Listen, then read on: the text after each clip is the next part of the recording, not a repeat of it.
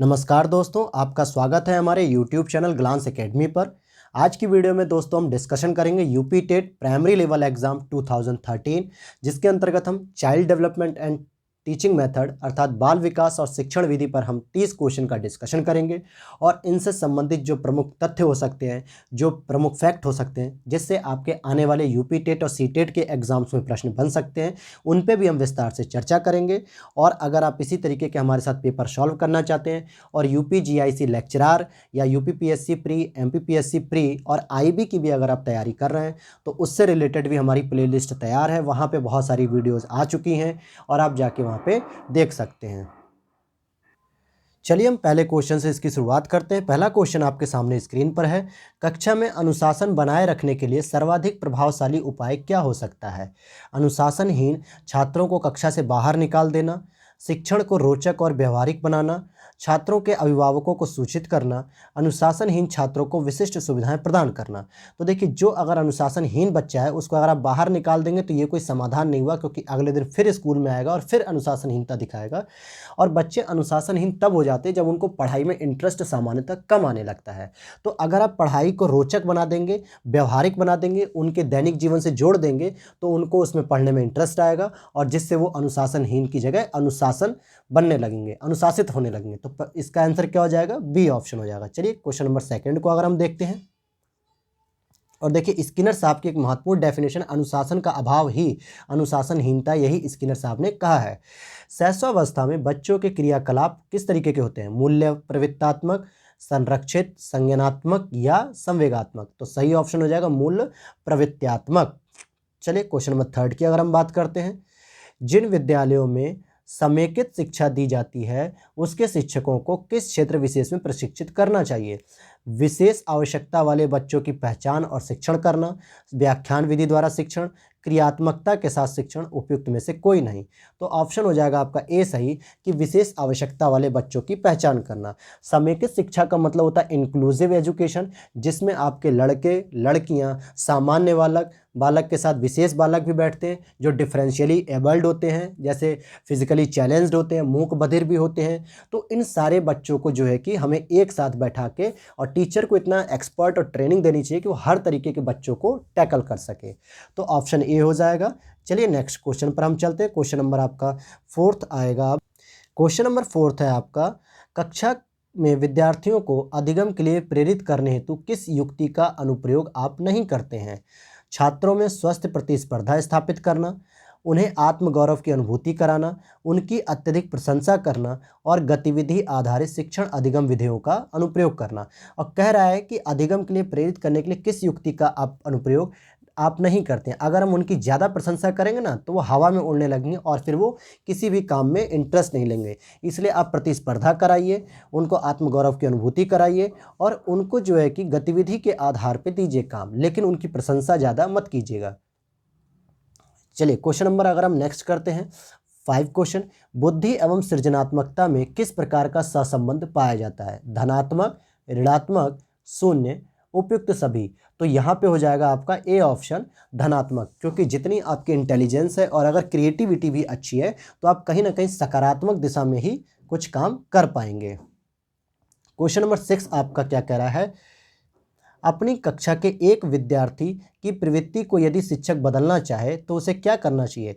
विद्यार्थी के साथ कड़ाई से पेश आना चाहिए। देखिए, कुछ रिजिड वर्ड होते हैं जो ऐसे सेंटेंस को क्या करते हैं, सामान्यतः बहुत कठोर बना देते हैं, जो एक शिक्षक के लिहाज से सही नहीं माना जाना चाहिए। तो पहला ऑप्शन तो वैसे भी गलत हो गया, कड़ाई से नहीं पेश आ सकते। कक्षा के अन्य विद्यार्थियों को उससे न जानने योग्य दूरी बनाए रखने के लिए कहना चाहिए। नहीं, जानने योग्य दूरी अगर हम बना लेते हैं तो ये भी गलत है। उसके समूह के सभी सदस्यों को प्रवृत्ति बदलनी होगी, उसके समूह के सभी सदस्यों की प्रवृत्ति बदलनी होगी या विद्यार्थी को पढ़ने के प्रति प्रेरित करना होगा। तो आपसे पूछ रहा है कि अपनी कक्षा के एक विद्यार्थी की प्रवृत्ति को यदि शिक्षक बदलना चाहता है तो जाहिर सी बात है कि हमारी जो प्रवृत्ति, हमारी जो आदतें तैयार होती हैं वो हमारे ग्रुप और हमारे सभी समूहों के साथ तैयार होती हैं। हमारे एक ग्रुप होता है दोस्तों का, 10-12, 5-6 दोस्तों का, जैसा वो बिहेव करते हैं वैसा ही हम भी करते हैं। तो अगर किसी एक बच्चे का बदलना है तो उनके पूरे ग्रुप की आप प्रवृत्ति बदलने का प्रयास करिए, तो स्वतः वो भी बच्चा बदल जाएगा। नेक्स्ट प्रश्न आपका आता है क्वेश्चन नंबर 7। आपका प्रश्न नंबर 7 है, विकास का वही संबंध परिपक्वता से है जो उद्दीपन का किससे है। जाहिर सी बात है प्रतिक्रिया से, यानी स्टिमुलस रेस्पॉन्स जो हम पढ़ते हैं कि जैसा उद्दीपन होगा उसी के अनुसार हमारी मस्तिष्क क्या करेगा, प्रतिक्रिया करता है।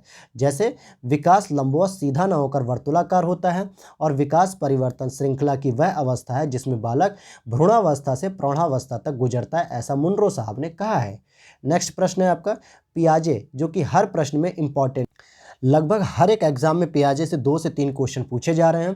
पियाजे मुख्यतः किस क्षेत्र के योगदान के लिए जाने जाते हैं। भाषा विकास, ज्ञानात्मक विकास, नैतिक विकास, सामाजिक विकास। तो आप देखिए भाषा विकास के लिए नॉम चॉम्स्की आते हैं, नैतिक विकास के लिए कोलबर्ग आते हैं, और ज्ञानात्मक विकास के लिए कौन आते हैं, पियाजे साहब आते हैं।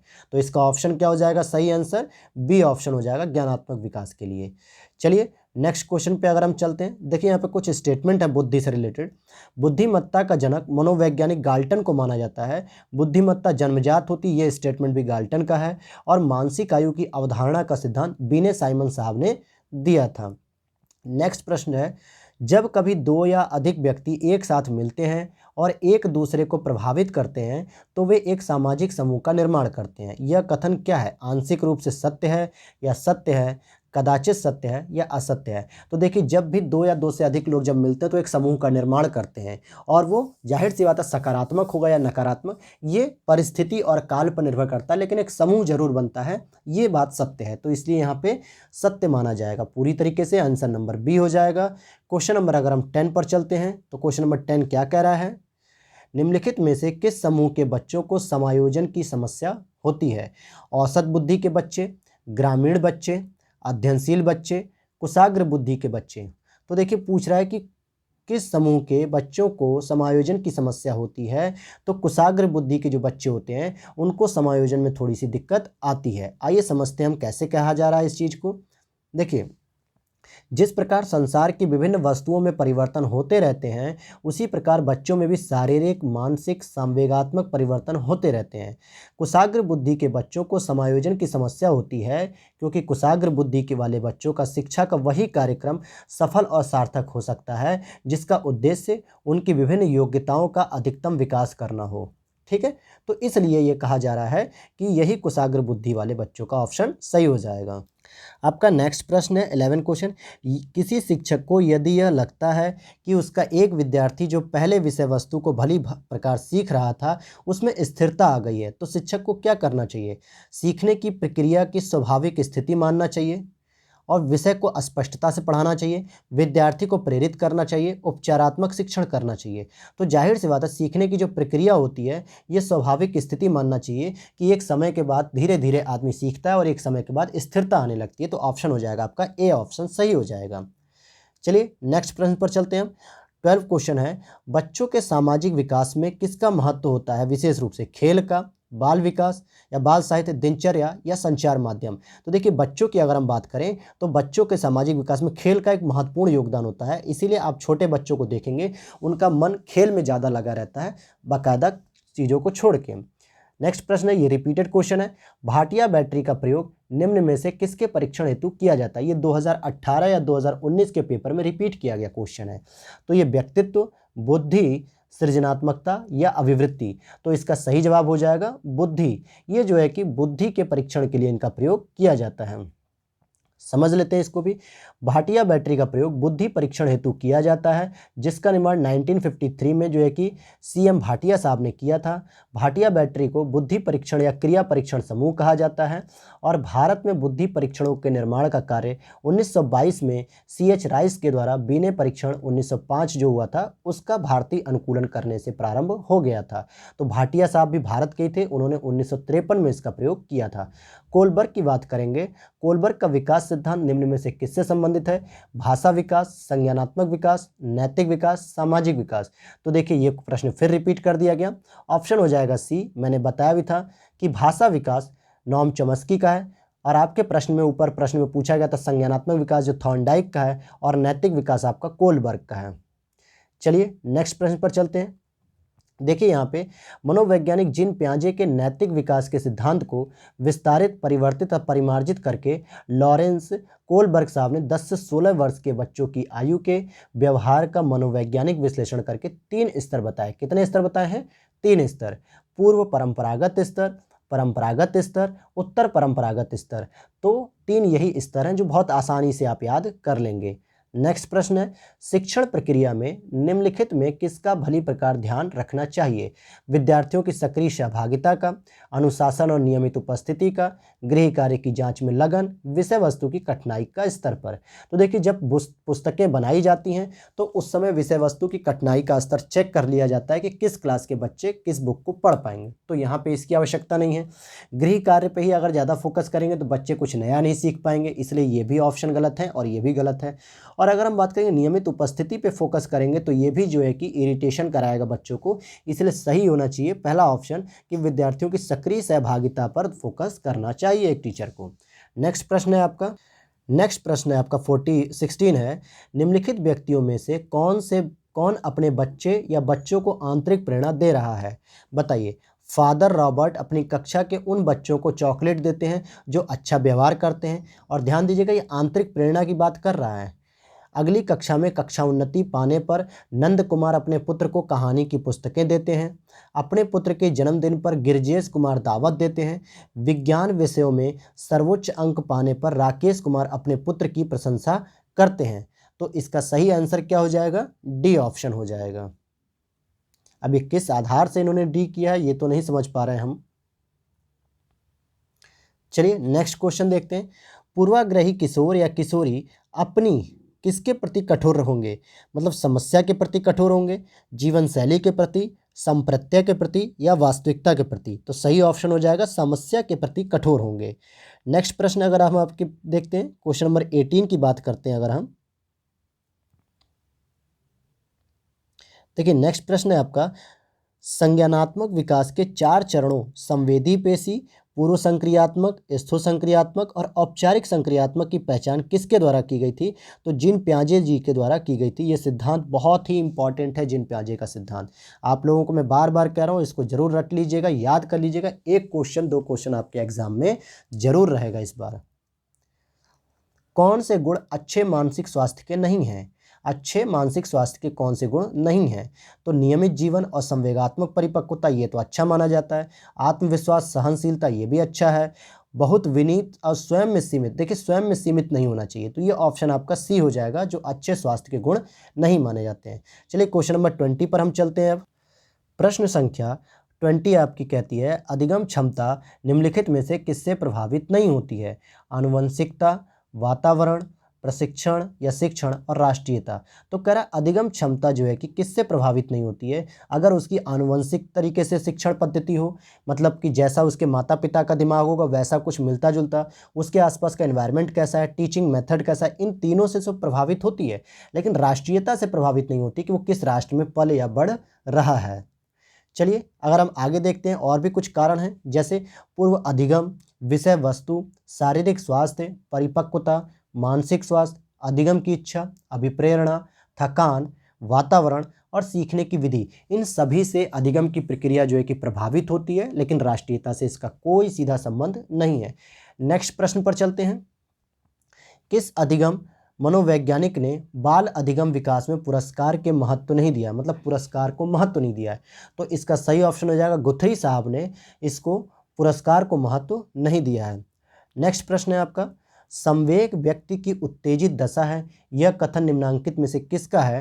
तो इसका सही जवाब हो जाएगा, वुडवर्थ साहब ने कहा था कि संवेग व्यक्ति की उत्तेजित दशा है।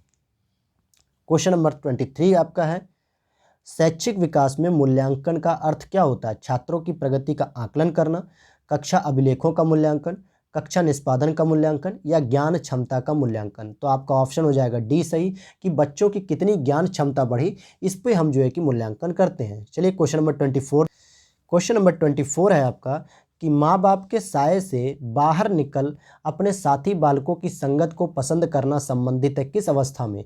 किशोरावस्था, पूर्व बाल्यावस्था, उत्तर बाल्यावस्था से या शैशवावस्था से?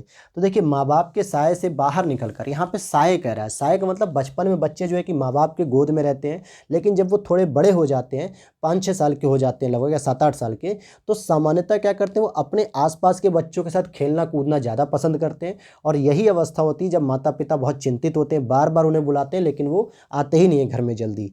तो ये अवस्था हो जाएगी उत्तर बाल्यावस्था। देखिए यहाँ पे कुछ जानकारी लिखी हुई है, ये भी समझते हैं।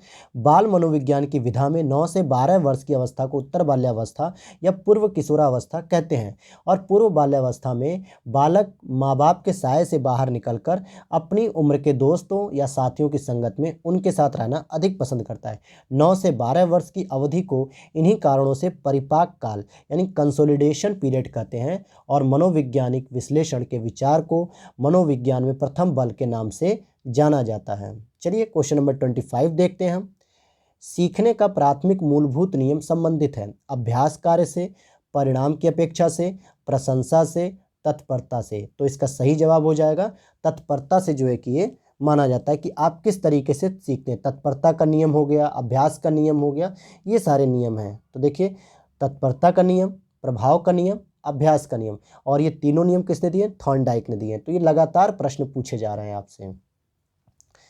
क्वेश्चन नंबर 26 की अगर हम बात करेंगे तो कह रहा है मानसिक परिपक्वता की ऊंचाइयों को छूने के लिए प्रयत्नरत रहना संबंधित है किशोर अवस्था से, प्रौढ़ावस्था से, पूर्व बाल्यावस्था से या उत्तर बाल्यावस्था।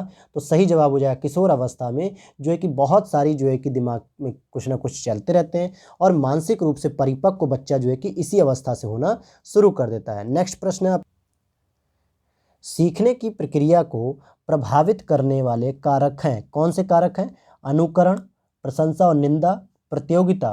तो इसका ऑप्शन हो जाएगा डी, सभी के सभी जो है कि सीखने के प्रभावित करने वाले कारकों में आते हैं। जैसे और भी अगर हम कारण देखते हैं या कारक देखते हैं तो जैसे पूर्व अधिगम, विषय वस्तु, सीखने की विधि, वातावरण, अधिगम की इच्छा, शारीरिक स्वास्थ्य परिपक्वता, मानसिक स्वास्थ्य, थकान, अभिप्रेरणा, प्रशिक्षण, प्रशंसा, दंड, ये सभी जो है कि सीखने की प्रक्रिया से प्रभावित होते हैं। ये प्रश्न 2 बार आ चुका है इसी सीरीज में। एक राष्ट्रीयता के नाम से पूछा गया और एक इस प्रश्न के नाम से पूछा गया है। क्वेश्चन नंबर 28 है, बालकों के सीखने में प्रेरणा को किस रूप में उपयोगी माना जाता है? तो आपका ऑप्शन हो जाएगा बालक की वैयक्तिकता का आदर, पुरस्कार एवं दंड, प्रशंसा एवं भत्सरना या उपरोक्त सभी। तो देखिए सीखने में प्रेरणा को किस रूप में उपयोगी माना जाता है? तो उपयुक्त सभी हो जाएगा।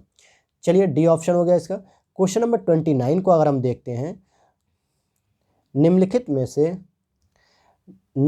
में से किस एक से शिशु के अधिगम की सहायता नहीं मिलती है? मतलब शिशु किस एक चीज़ से सीखने में सहायता नहीं प्राप्त करता है? जैसे अनुकरण हो गया, अभिप्रेरणा हो गई, स्कूल का बस्ता हो गया, पुरस्कार हो गया। देखिए पुरस्कार भी उसके लिए सकारात्मक हो सकता है, नकारात्मक, अभिप्रेरणा भी हो सकती है और अनुकरण भी, लेकिन स्कूल के बस्ते का ऐसा कोई कॉन्सेप्ट यहाँ पे नहीं होगा। तो सी ऑप्शन सही हो जाएगा। लास्ट प्रश्न है इस सीरीज का, स्व केंद्रित अवस्था होती है बालक के किस समय? जन्म से 2 वर्ष तक, 3 से 6 वर्ष तक, 7 से किशोरावस्था तक या किशोरावस्था में? तो सही जवाब हो जाएगा 3 से 6 वर्ष तक बच्चा जो है कि अपने में ही खोया रहता है, अपने ही कामों में मस्त रहता है, कुछ भी करता रहेगा, उसी में व्यस्त रहेगा। तो इसी तरीके से आपकी ये सीरीज भी कंप्लीट होती है 2013 की। और इसके बाद हमारी 2011 के UP TET previous year paper की सीरीज़ आएगी। और आपको अगर ये वीडियो पसंद आ रही है तो वीडियो को लाइक कीजिएगा और हमारे चैनल को सब्सक्राइब करके बेल नोटिफिकेशन ऑन कर लीजिएगा। इसी के साथ विदा लेना चाहेंगे। जय हिंद, जय भारत।